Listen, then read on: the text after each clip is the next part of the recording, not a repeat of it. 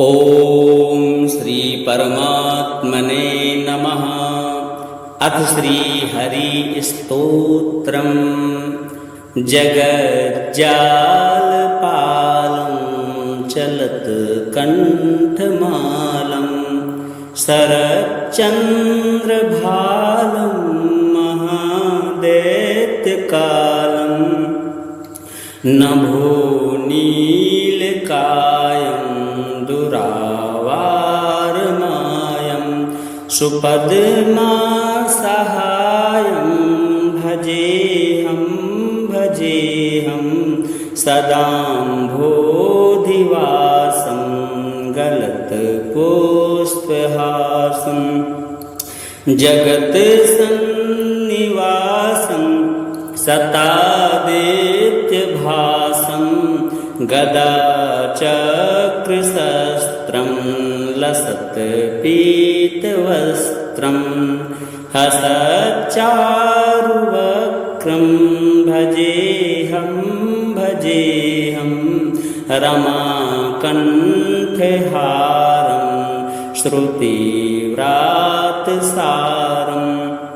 जलान्तर्विहारं धराभारहारं चिदानन्दरूपं मनोज्ञस्वरूपं धृतानेकरूपं भजेऽहं जराजन्महीनं परानन्दपीनं समाधानलीनं सदैवानवीनं जगज्जन्महेतुं सुरानीककेतुं त्रिलोकैकसेतुं भजेऽहं कृताम्नायगानं खगाधीशयानं विमुक्तेर्निदानं हरारातिमानं स्वभक्तानुकूलं जगद्वृक्षमूलं निरस्तार्थशूलं भजेऽहं समस्तामरेशं द्विरेफावकेशं जगद्बिम्बलेशं हृदाकाशदेशं सदा देव्यदेहं विमुक्ताखिलेहं सौस्तुवैकुण्ठगेहं भजेऽहं सुरालेबलेष्टं त्रिलोकीवरेष्ठं गुरूणां गरेष्ठं स्वरूपैकनिष्ठं सदा योद्धधीरं महावीरवीरं महाम्भोधितीरं भजेऽहं रमावामभागं तलानग्रनागं कृताधीनयागं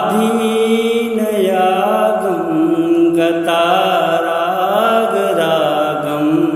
मुनीन्द्रैः सुगीतं सुरैः सम्परीतं गुणौघैरतीतं भजेऽहं इदं यस्तु नित्यं समाधाय चित्तं पठेदष्टकं कण्ठहारं मुरारेः सविष्णोर्विशोकं ध्रुवं याति लोकं जराजन्मशोकं पुनर्विन्दते नो श्रीनारायणार्पणमस्तु।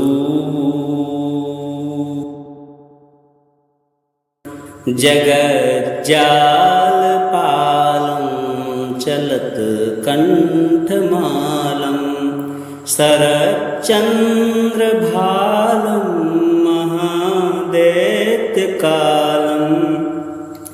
नभो नीलकायं दुरावारमायं सुपद्मासहायं भजेऽहं सदाम्भोधिवासं गलत्पुष्पहासं जगत्सन्निवासं सतादित्यभासं गदाचक्रशस्त्रं लसत्पीतवस्त्रं हसच्चारुवक्त्रं भजेऽहं रमाकण्ठहारं श्रुतिव्रातसारं जलान्तर्विहारं धराभारहारं चिदानन्दरूपं मनोज्ञस्वरूपं धृतानेकरूपं भजेऽहं जराजन्महीनं परानन्दपीनं समाधानलीनं सदैवानवीनं जगज्जन्महेतुं सुरानीककेतुं त्रिलोकैकसेतुं भजेऽहं कृताम्नायगानं खगाधीशयानं विमुक्तेर्निदानं हरारातिमानं स्वभक्तानुकूलं जगद्वृक्षमूलं निरस्तार्थशूलं भजेऽहं समस्तामरेशं विरेफावकेशं जगद्बिम्बलेशं हृदाकाशदेशं सदा देव्यदेहं विमुक्ताखिलेहं सौस्तुवैकुण्ठगेहं भजेऽहं सुरालेवलेष्टं त्रिलोकीवरेष्ठं गुरूणां गरेष्ठं स्वरूपैकनिष्ठं सदा योद्धधीरं महावीरवीरं महाम्भोधितीरं भजेऽहं रमावामभागं तलानग्रनागं कृताधीनयागं गतारागरागं मुनीन्द्रैः सुगीतं सुरैः सम्परीतं गुणौघैरतीतं भजेऽहं इदं यस्तु नित्यं समाधाय चित्तं पठेदष्टकं कण्ठहारं मुरारेः सविष्णोर्विशोकं ध्रुवं याति लोकं जराजन्मशोकं पुनर्विन्दते नो श्रीनारायणार्पणमस्तु।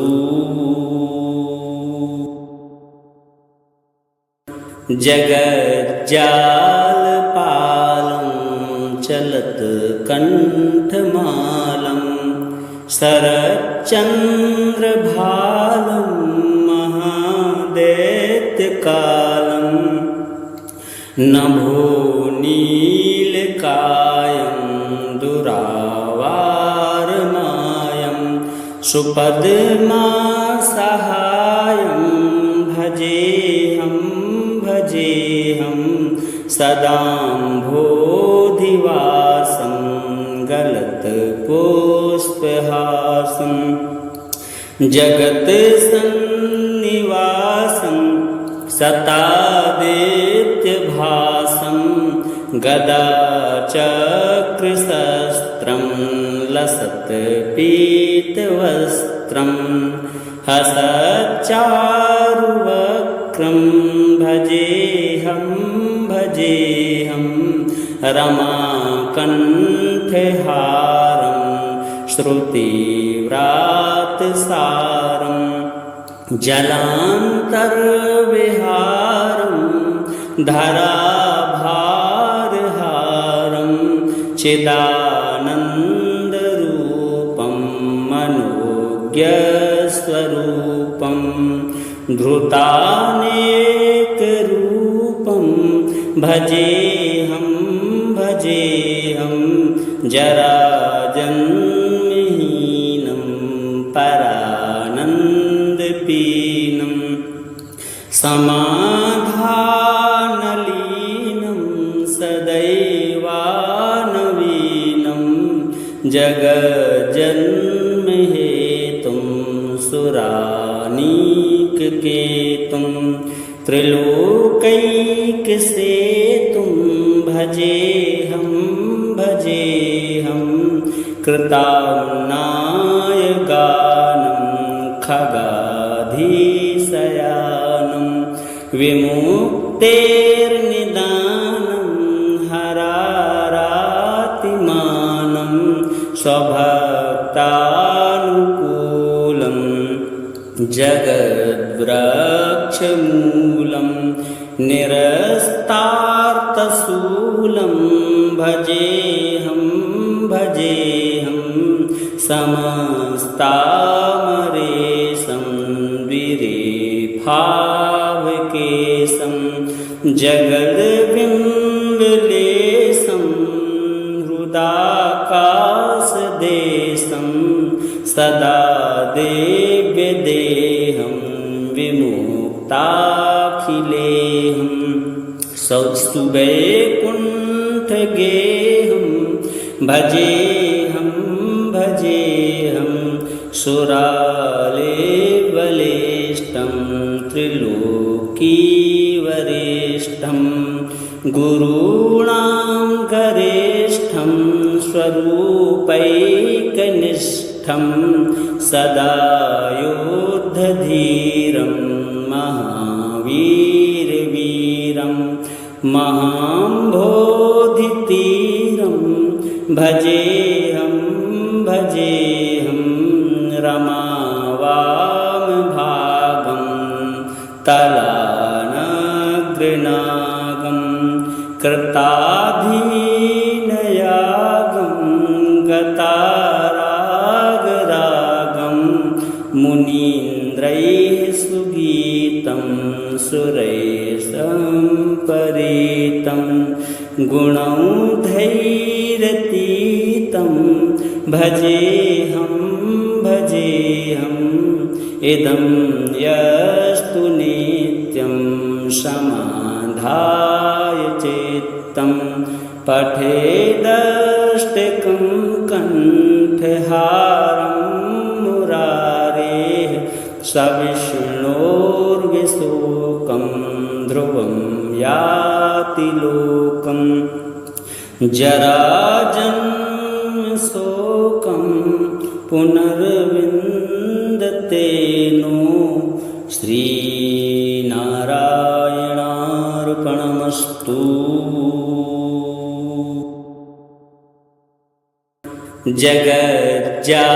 जगज्जालपालं चलत्कण्ठमालं शरच्चन्द्रभालं महादैत्यकालं नभो नीलकायं दुरावारमायं सुपद्मासहायं भजेऽहं सदाम्भोधिवासं गलत्पुष्पहासं जगत्सन्निवासं सतादित्यभासं गदाचक्रशस्त्रं लसत्पीतवस्त्रं हसच्चारुवक्त्रं भजेऽहं रमाकण्ठहारं श्रुतिव्रातसारं जलान्तर्विहारं धराभारहारं चिदानन्दरूपं मनोज्ञस्वरूपं धृतानेकरूपं भजेऽहं जराजन्महीनं परानन्दपीनं समाधानलीनं सदैवानवीनं जगज्जन्महेतुं सुरानीककेतुं त्रिलोकैकसेतुं भजेऽहं कृताम्नायगानं खगाधीशयानं विमुक्तेर्निदानं हरारातिमानं स्वभक्तानुकूलं जगद्वृक्षमूलं निरस्तार्थशूलं भजेऽहं समस्तामरेशं द्विरेफावकेशं जगद्बिम्बलेशं हृदाकाशदेशं सदा देव्यदेहं विमुक्ताखिलेहं सुवैकुण्ठगेहं भजेऽहं सुरालेबलेष्टं त्रिलोकीवरेष्ठं गुरूणां गरेष्ठं स्वरूपैकनिष्ठं सदा योद्धधीरं महावीरवीरं महाम्भोधितीरं भजेऽहं रमावामभागं तलानग्रनागं कृताधीनयागं गतारागरागं मुनीन्द्रैः सुगीतं सुरैः सम्परीतं गुणौघैरतीतं भजेऽहं इदं यस्तु नित्यं समाधाय चित्तं पठेदष्टकं कण्ठहारं मुरारेः सविष्णोर्विशोकं ध्रुवं याति लोकं जराजन्मशोकं पुनर्विन्दते नो श्रीनारायणार्पणमस्तु।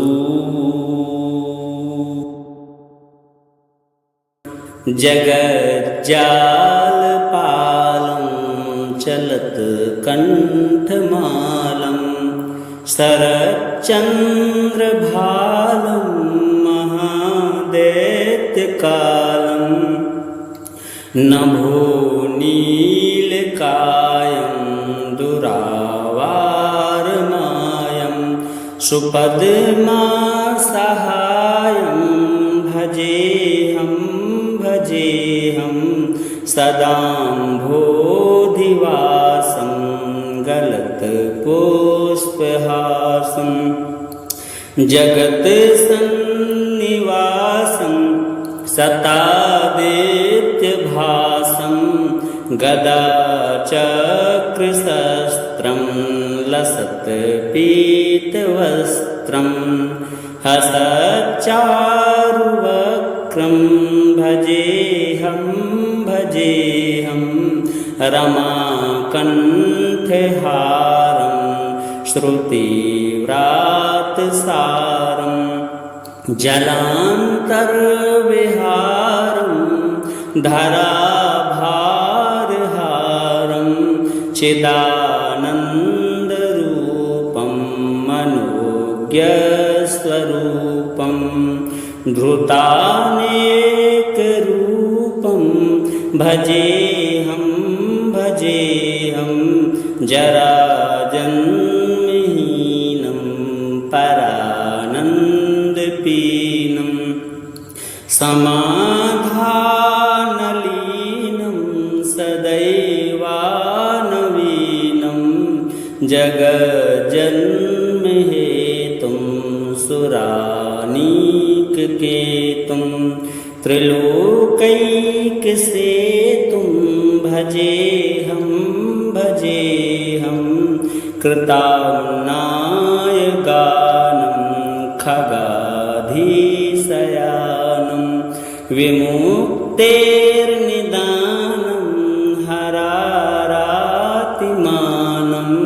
स्वभक्तानुकूलं जगद्वृक्षमूलं निरस्तार्थशूलं भजेऽहं समस्तामरेशं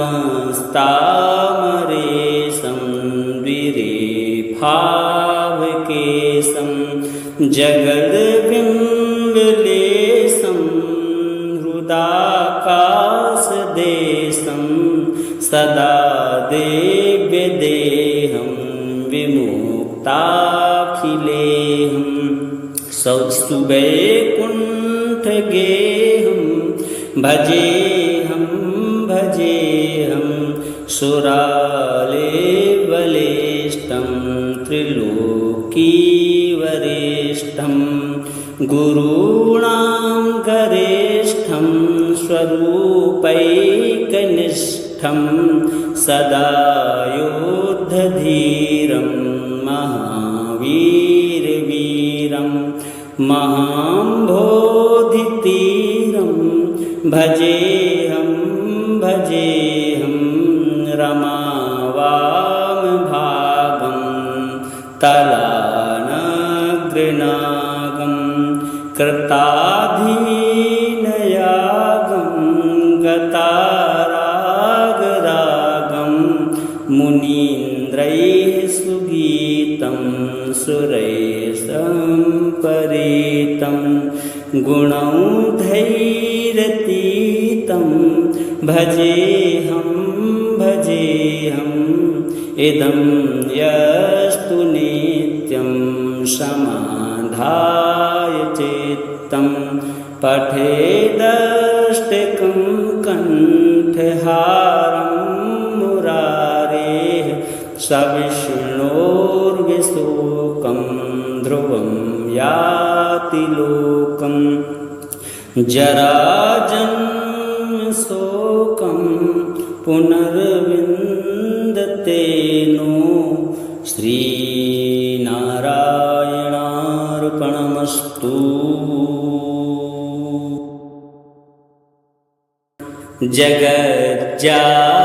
जगज्जालपालं चलत्कण्ठमालं शरच्चन्द्रभालं महादैत्यकालं नभो नीलकायं दुरावारमायं सुपद्मासहायं भजेऽहं सदाम्भोधिवासं गलत्पुष्पहासं जगत्सन्निवासं सतादित्यभासं गदाचक्रशस्त्रं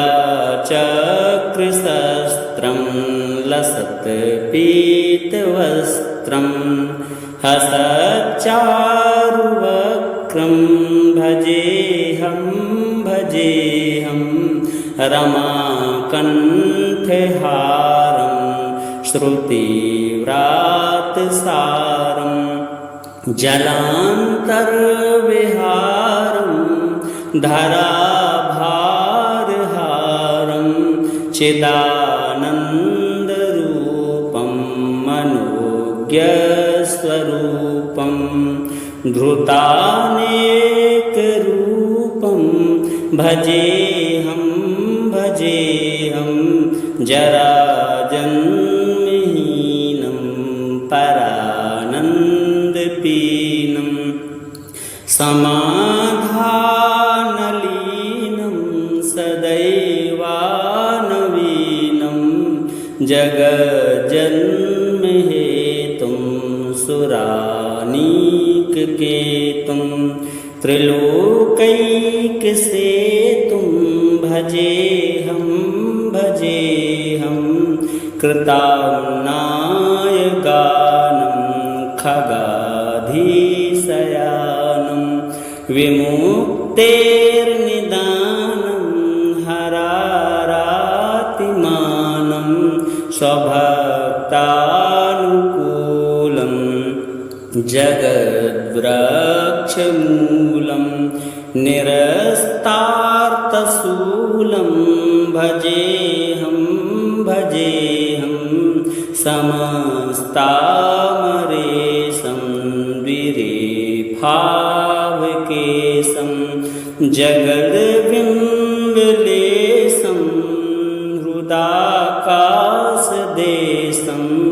सदा देव्यदेहं विमुक्ताखिलेहं सुवैकुण्ठगेहं भजेऽहं सुरालेबलेष्टं त्रिलोकीवरेष्ठं गुरूणां गरेष्ठं स्वरूपैकनिष्ठं सदा योद्धधीरं महावीरवीरं महाम्भोधितीरं भजेऽहं रमावामभागं तलानग्रनागं कृताधीनयागं गतारागरागं मुनीन्द्रैः सुगीतं सुरैः सम्परीतं गुणौघैरतीतं भजेऽहं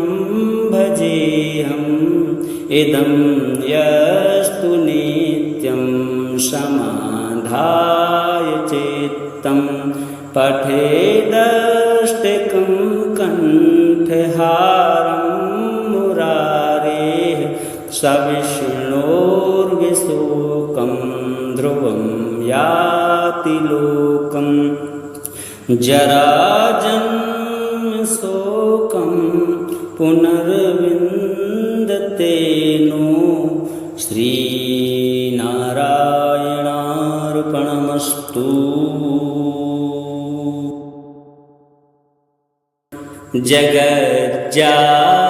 जगज्जालपालं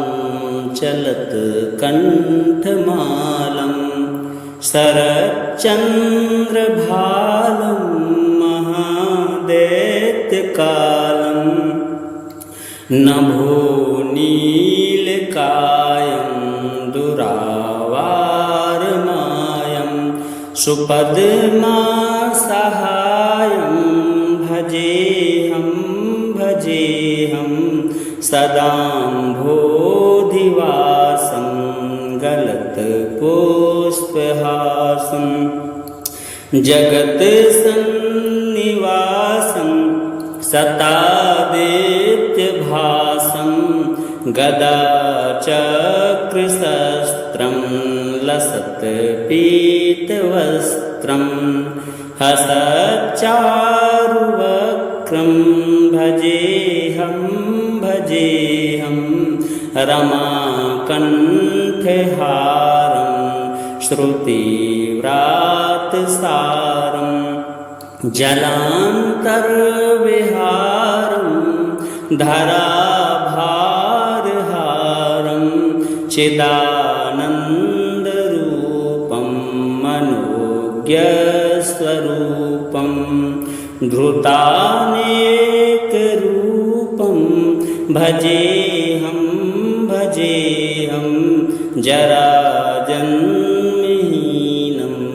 परानन्दपीनं समाधानलीनं सदैवानवीनं जगज्जन्महेतुं सुरानीककेतुं त्रिलोकैकसेतुं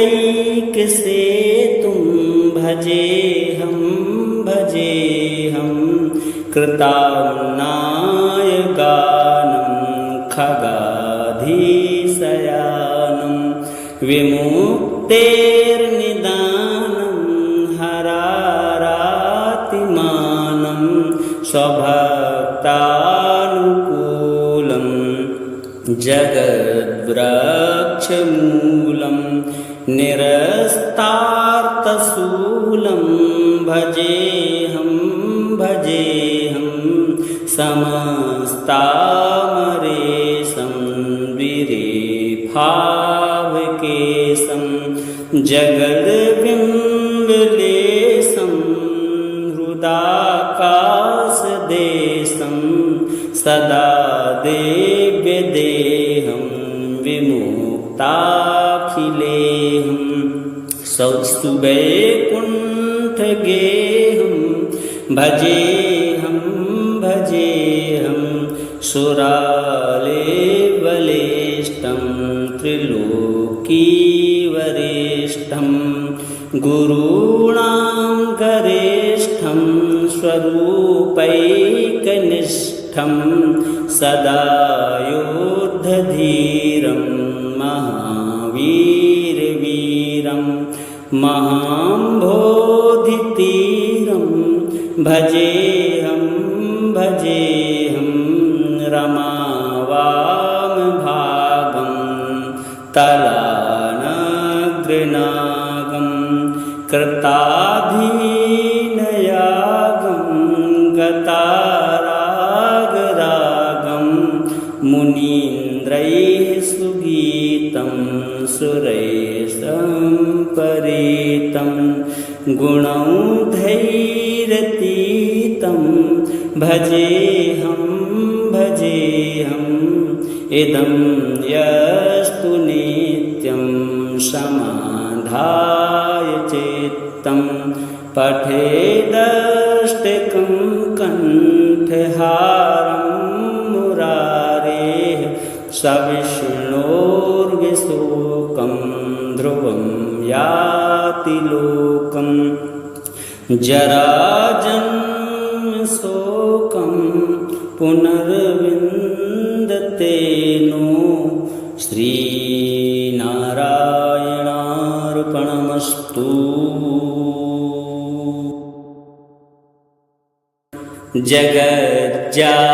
जगज्जालपालं चलत्कण्ठमालं शरच्चन्द्रभालं महादैत्यकालं नभो नीलकायं दुरावारमायं सुपद्मासहायं भजेऽहं सदाम्भोधिवासं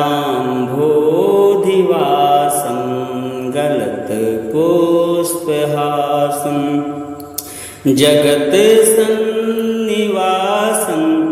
सतादित्यभासं गदाचक्रशस्त्रं लसत्पीतवस्त्रं हसच्चारुवक्त्रं भजेऽहं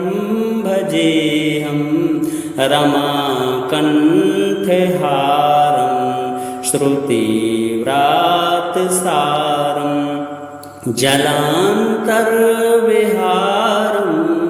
धराभारहारं चिदानन्दरूपं मनोज्ञस्वरूपं धृतानेकरूपं भजेऽहं जराजन्महीनं परानन्दपीनं समाधानलीनं सदैवानवीनं जगज्जन्महेतुं सुरानीककेतुं त्रिलोकैकसेतुं भजेऽहं कृताम्नायगानं खगाधीशयानं विमुक्तेर्निदानं हरारातिमानं स्वभक्तानुकूलं जगद्वृक्षमूलं निरस्तार्थशूलं भजेऽहं समस्तामरेशं विरेफावकेशं जगद्बिम्बलेशं हृदाकाशदेशं सदा देव्यदेहं विमुक्ताखिलेहं सौस्तुवैकुण्ठगेहं भजेऽहं सुरालेबलेष्टं त्रिलोकीवरेष्ठं गुरूणां गरेष्ठं स्वरूपैकनिष्ठं सदा योद्धधीरं महावीरवीरं महाम्भोधितीरं भजेऽहं रमावामभागं तलानग्रनागं कृताधीनयागं गतारागरागं मुनीन्द्रैः सुगीतं सुरैः सम्परीतं गुणौघैरतीतं भजेऽहं इदं यस्तु नित्यं समाधाय चित्तं पठेदष्टकं कण्ठहारं मुरारेः सविष्णोर्विशोकं ध्रुवं याति लोकं जराजन्मशोकं पुनर्विन्दते नो श्रीनारायणार्पणमस्तु।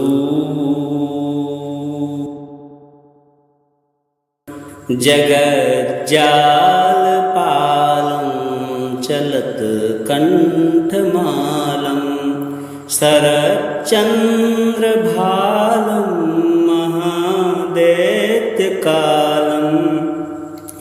नभो नीलकायं दुरावारमायं सुपद्मासहायं भजेऽहं सदाम्भोधिवासं गलत्पुष्पहासं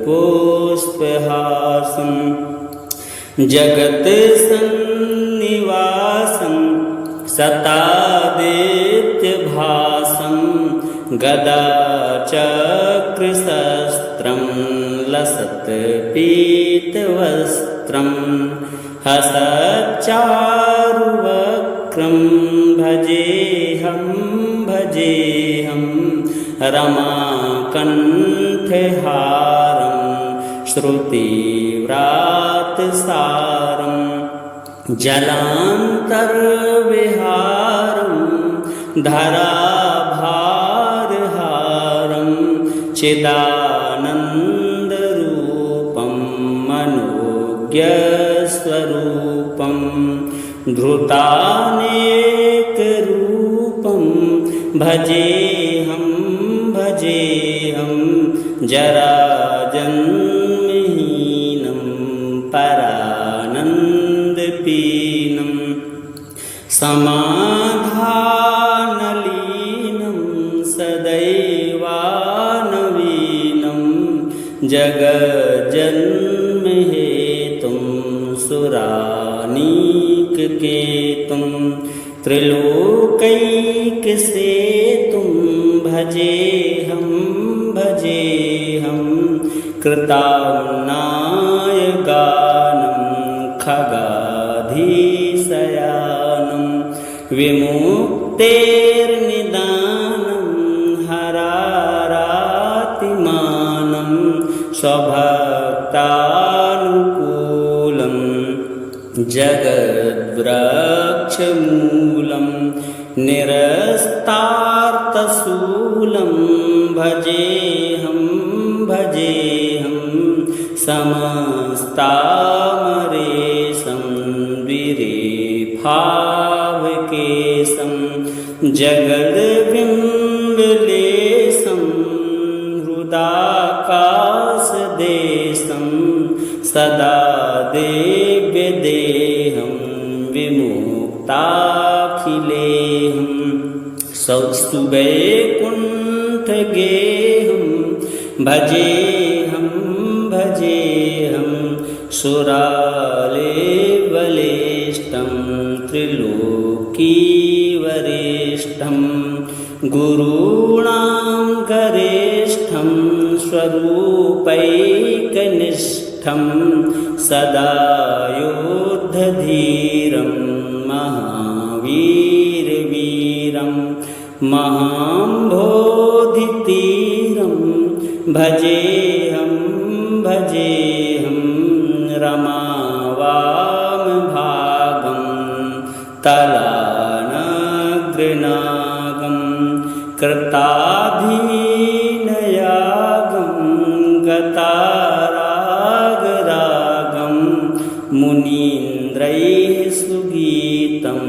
सुरैः सम्परीतं गुणौघैरतीतं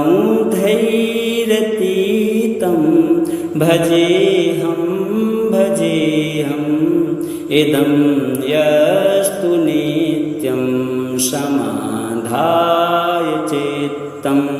पठेदष्टकं कण्ठहारं मुरारेः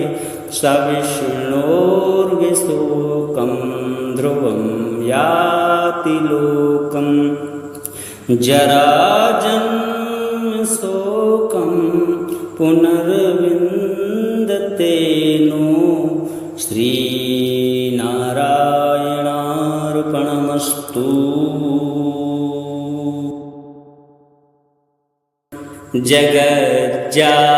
जगज्जालपालं चलत्कण्ठमालं शरच्चन्द्रभालं महादैत्यकालं नभो नीलकायं दुरावारमायं सुपद्मासहायं भजेऽहं भजेऽहं सदाम्भोधिवासं गलत्पुष्पहासं जगत्सन्निवासं सतादित्यभासं गदाचक्रशस्त्रं लसत्पीतवस्त्रं हसच्चारुवक्त्रं भजेऽहं भजेऽहं रमाकण्ठहारं श्रुतिव्रातसारं जलान्तर्विहारं धराभारहारं चिदानन्दरूपं मनोज्ञस्वरूपं धृतानेकरूपं भजेऽहं जराजन्महीनं परानन्दपीनं समाधानलीनं सदैवानवीनं जगज्जन्महेतुं सुरानीककेतुं त्रिलोकैकसेतुं भजेऽहं कृताम्नायगानं खगाधीशयानं विमुक्तेर्निदानं हरारातिमानं स्वभक्तानुकूलं जगद्वृक्षमूलं निरस्तार्थशूलं भजेऽहं समस्तामरेशं विरेफावकेशं जगद्बिम्बलेशं हृदाकाशदेशं सदा देव्यदेहं विमुक्ताखिलेहं सौस्तुवैकुण्ठगेहं भजेऽहं सुरालेबलेष्टं त्रिलोकीवरेष्ठं गुरूणां गरेष्ठं स्वरूपैकनिष्ठं सदा योद्धधीरं महावीरवीरं महाम्भोधितीरं भजेऽहं रमावामभागं तलानग्रनागं कृताधीनयागं गतारागरागं मुनीन्द्रैः सुगीतं सुरैः सम्परीतं गुणौघैरतीतं भजेऽहं इदं यस्तु नित्यं समाधाय चित्तं पठेदष्टकं कण्ठहारं मुरारेः सविष्णोर्विशोकं ध्रुवं याति लोकं जराजन्मशोकं पुनर्विन्दते नो श्रीनारायणार्पणमस्तु।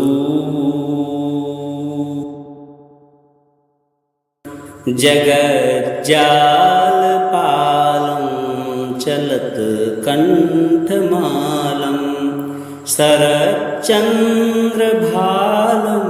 महादैत्यकालं नभो नीलकायं दुरावारमायं सुपद्मासहायं भजेऽहं सदाम्भोधिवासं गलत्पुष्पहासं जगत्सन्निवासं सतादित्यभासं गदाचक्रशस्त्रं लसत्पीतवस्त्रं हसच्चारुवक्त्रं भजेऽहं रमाकण्ठहारं श्रुतिव्रातसारं जलान्तर्विहारं धराभारहारं चिदानन्दरूपं मनोज्ञस्वरूपं धृतानेकरूपं भजेऽहं जराजन्महीनं परानन्दपीनं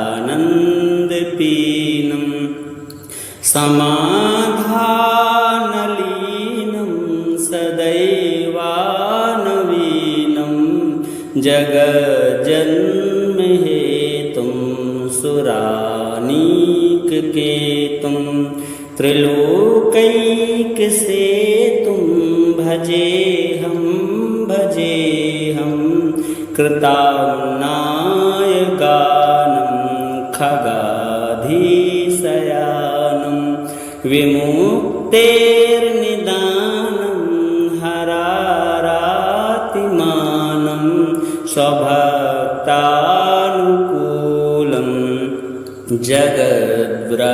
जगद्वृक्षमूलं निरस्तार्थशूलं भजेऽहं समस्तामरेशं विरेफावकेशं जगद्बिम्बलेशं हृदाकाशदेशं सदा देव्यदेहं विमुक्ताखिलेऽहं सौस्तुवैकुण्ठगेहं भजेऽहं सुरालेवलेष्टं त्रिलोकीवरेष्ठं गुरूणां गरेष्ठं स्वरूपैकनिष्ठं सदा योद्धधीरं महावीरवीरं महाम्भोधितीरं भजेऽहं रमावामभागं तलानग्रनागं कृताधीनयागं गतारागरागं मुनीन्द्रैः सुगीतं सुरैः सम्परीतं गुणौघैरतीतं भजेऽहं इदं यस्तु नित्यं समाधाय चित्तं पठेदष्टकं कण्ठहारं मुरारेः सविष्णोर्विशोकं ध्रुवं याति लोकं जराजन्मशोकं पुनः